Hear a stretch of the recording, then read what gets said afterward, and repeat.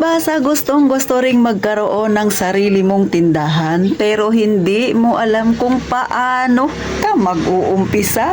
Abay na sa tamang channel ka ng Palawenyang Tendera, si Ate Tintin. Pero bago tayo mag-umpisa mga kasari, huwag nyo namang kalimutang mag-subscribe at i-like na rin ang aking video. At syempre, pakishare naman mga kasari kung hindi kayo busy. At eto na, umpisahan na natin ang mainit-init at real talk nating chismisa. Magandang araw mga kasari-sari, kumusta ang inyong tindahan? Sa mga walang tindahan, salamat naman at napabisita kayo sa channel ni Ate Tintin. At gaya nga ng nasabi ko nung nauna mga kasari, ukol sa tindahan na ating pag-uusapan dahil ito ay request ng isa nating viewers kung paano ba daw mag-umpisa ng tindahan mga kasari. So sa pag-uumpisa mga kasari, hindi mo kailangang maging matalino. Kailangan mo lang maging masipag, pag-aralan yung mga basic, at saka higit sa lahat mga kasari ay dapat matyaga ka pag-aralan kung ano ba ang meron sa isang maliit na tindahan mga kasari. So, si Ate Tintin, mga kasari, wala rin akong kaalam-alam dati sa pag-uumpisa ng aking tindahan, nangangapa ako. Pero, syempre, sa tulong ni Mother, ay kahit papano, naumpisahan kong kabisaduhin yung mga galawang pang tindahan. Kasi nga, ang Mother ko nung maliliit pa kami ay may tindahan.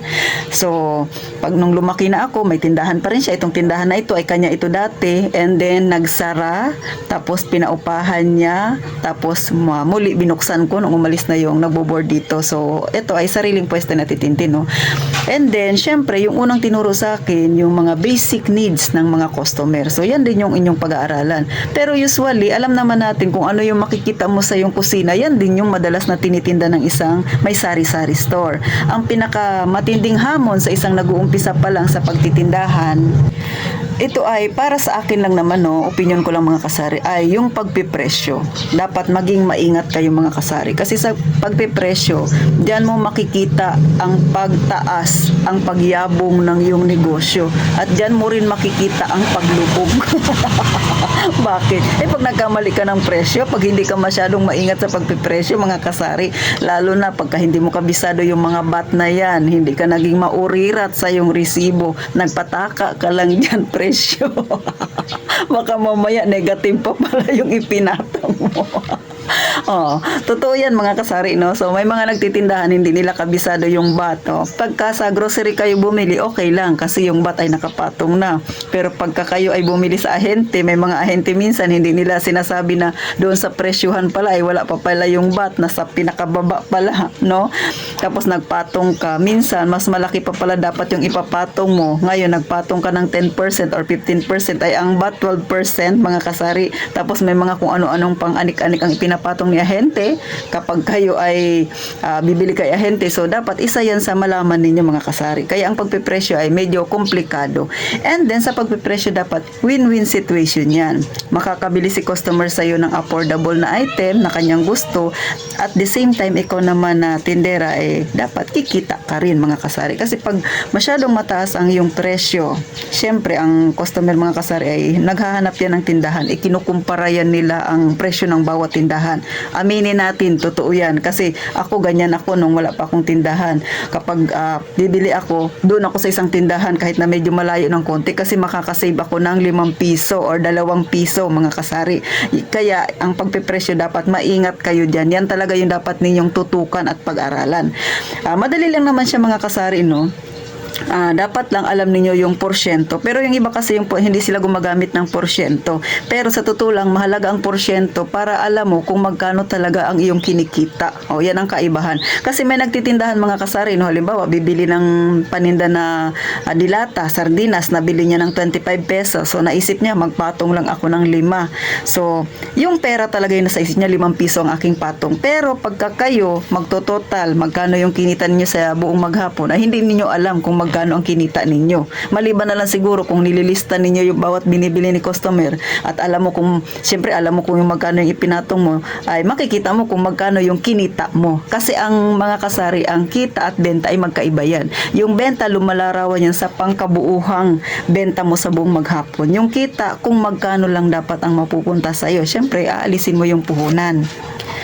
Kaya, kung ganyan yung style ninyo, na pagbibili kayo ng isang latang sardinas, tapos papatungan nyo ng 5 piso, kikita ka naman din. Pero, hindi mo alam siya i-compute pagka buong maghapon na, hindi mo alam kung magkano yung sayo doon. Unlike kasi pagka porsyento yung pinag-uusapan, mas madali siyang i-compute mga kasari. Halimbawa, sa item na yan, kada dilata, nagpatong ka ng 20%. O, lahat ng paninda mo, 20% ang patong mo. Sabihin na natin ganun. Pagkadating ng buong maghapon, pagka nag-total ka na ng sales mo, mga kasari, sabihin na natin nag-sales ka ng 2,000. And then, syempre, maglalapag ka doon ng 20% kasi yun ang iyong kinita. So, alam mo kaagad, o diba? 2,000 yung sales mo sa buong maghapon. So, ibig sabihin, 400 ang iyo doon. So, madaling kwentahin, kahit sa isip mo lang, alam mo na siya kaagad kung magkano yung iyo doon. Nasa sayo na yan kung kukunin mo o hindi. Pero para sa akin, wag mo siyang kunin lahat kasi nga, hindi mo yan mapapaikot ang yung tindahan. So, yun ang kaibahan pagka sa porsyento kayo titingin, pagka nagpepresyo kayo, porsyento yung pagbabasihan ninyo kaysa sa magpatong kayo ng palima-lima. Pero, syempre, diskarte nyo yan, mga kasari. Kanya-kanya tayo ng diskarte. Ang sa akin, pinapakita ko lang kapag porsyento yung ginamit ninyo, mas madali mong malalaman kung magkano talaga ang kita mo sa yung tindahan. Pero, kung hindi ka naman kumukuha ng kita, ay nasa sa inyo, ha? Sa inyo ko yan iiwan kung paano kayo magpresyo. Kasi ang pagpepresyo talaga ay yan yung pinakautak ng tindahan kung paano kikita ang isang negosyante. So, yan lang mga kasarino, yan lang yung alamin ninyo, yung pagpepresyo. And then sa ano siguro sa mga item, pagka medyo tumatagal ka na, mga 2 linggo ka na, bago ka mag-isang buwan, alam mo yan kung anong item dyan ang fast moving at hindi. Sa fast moving, doon ka magtutok. Sa slow moving, maaari ka rin namang mag-stock ng paninda, pero huwag mo masyadong damihan para hindi rin ma-stock ang iyong puhunan. Doon ka sa fast moving mag-focus. At higit sa lahat, mga kasari, no, huwag magpapautang. Pagka kayo ay nag-uumpisa ng pagtitindahan, huwag magpapautang muna. Pero, kailangan maging maganda ang iyong communication ninyo ng iyong customer. Kasi baka mamaya nangutang. Tapos, pagsasabihan mo ng medyo offense sa kanya, ay, hindi ako magpapautang, makunat ka. So, mga ganyang tipo. Bagamat, totoo naman yung sinasabi, pero tayo kasi mga may tindahan dapat maingat sa pagbibitaw natin ng salita para hindi rin tayo makasakit. Siyempre, kapag maganda yung communication mo sa iyong customer, marami ang tatangkilik sa iyong tindahan. Maging friendly ka at laging always positive.